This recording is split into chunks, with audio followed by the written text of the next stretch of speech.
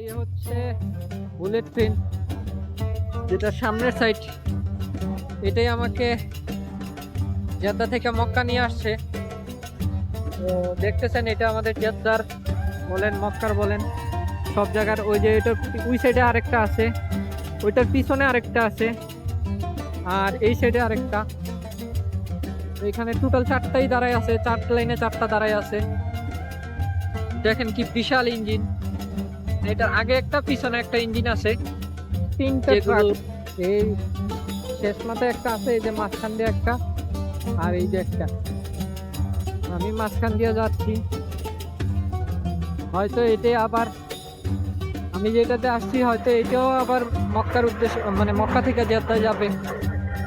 তো সবচেয়ে ভালো লাগে মানে বুলেট ট্রেন কাকে বলে, 300 কিলোমিটার বেগে আসছে। মানে কি একটা অবস্থা, যে ফিলিংসটাই অন্যরকম, যে 300 কিলোমিটার বেগে একটা ট্রেন আসতেছে। এটা আমার কাছে মানে কোনো কিছুই লাগে নাই। 30 মিনিটে আমাদেরকে নিয়ে আসছে মক্কায় জেদ্দা থেকে। তো যারা আসেন নাই, একবার হইলো আসা উচিত, একবার হইলো দেখা উচিত, যে সবকিছুরই একটা অভিজ্ঞতার দরকার হয়, যে অভিজ্ঞতাটা কেমন হয়। তো আশা করি ভালোই হবে, খারাপ হবে না। আসেন।